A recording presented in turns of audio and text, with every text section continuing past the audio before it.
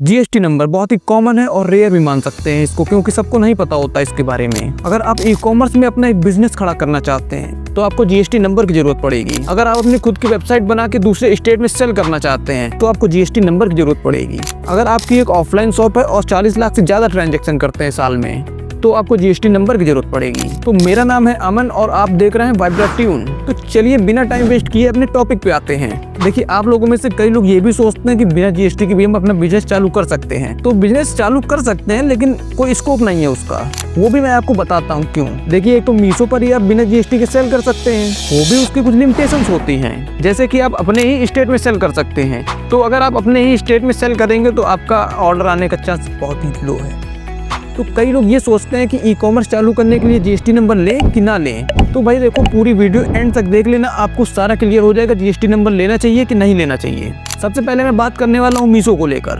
देखो, काफी सारे लोग ये सोचते हैं कि मीशो पर आप बिना जीएसटी के सेल कर सकते हैं। तो भाई आप बिल्कुल सेल कर सकते हैं बिना जीएसटी के, लेकिन उसके प्रॉफिट से ज्यादा आपको नुकसान देखने को मिलेंगे। जैसा कि आप सभी को पता ही होगा कि हमारे इंडिया में 29 स्टेट्स हैं और 29 स्टेट्स में अगर आप एक ही स्टेट में सेल करेंगे तो आपको क्या सेल मिलेगी? वही डेली के 10-20 ऑर्डर आप बहुत ही मुश्किल से ला पाएंगे मीशो पर। वही अगर आप जीएसटी नंबर ले लेते हैं तो आप पूरे इंडिया में कहीं भी सेल कर सकते हैं, किसी भी स्टेट में। और अगर मीशो पर आपने बिना जीएसटी के एक बार रजिस्ट्रेशन कर लिया तो भाई आप उसमें दोबारा जीएसटी नंबर ऐड नहीं कर सकते हैं। फिर जब आप आगे चलकर अपने जीएसटी नंबर बनवाएंगे तो आपको काफी प्रॉब्लम होने वाली है, क्योंकि बिना जीएसटी के अकाउंट में मीशो जीएसटी नंबर ऐड करने का कोई ऑप्शन देता नहीं है। फिर जीएसटी नंबर के साथ आपको जीरो से स्टार्ट करना पड़ेगा। जो भी आपने 1-2 साल की मेहनत की होगी वो सारी बर्बाद हो जाएगी। तो ये तो आपको क्लियर हो ही जाना चाहिए कि बिना जीएसटी के आप कुछ भी नहीं कर सकते हैं ई कॉमर्स में। वही अगर फ्लिपकार्ट की बात करें बिना जीएसटी के सेल करने के लिए तो भाई आप उसमें नहीं कर सकते हैं। हाँ, कर सकते हैं, लेकिन आप केवल बुक्स ही बेच सकते हैं, और बुक्स में स्कोप होगा या नहीं होगा इसकी मुझे जानकारी नहीं है, क्योंकि मैंने बुक्स पे ट्राई भी नहीं किया कभी।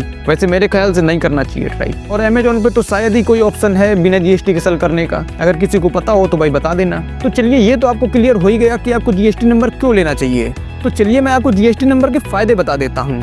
देखिए, मैं आपको जीएसटी नंबर के बारे में जो भी बताऊंगा आपको ई कॉमर्स से रिलेटेड ही होगा वो, तो वीडियो को एंड तक देख लेना। तो देखिए, जीएसटी नंबर के बहुत सारे फायदे हैं। तो जीएसटी से आपको फायदा क्या होता है इसके लिए मैं आपको एक एग्जांपल लेके बताता हूँ। मान लीजिए ये जो टीएफटी रखी हुई है ये 11,800 रुपए की है। तो जब हम लोग ये टीएफटी मार्केट में लेने जाएंगे तो ये हम लोग 11,800 रुपए की पड़ेगी, क्योंकि जो भी सामान हम लोग मार्केट से खरीदते हैं वो जीएसटी इंक्लूडेड होता है।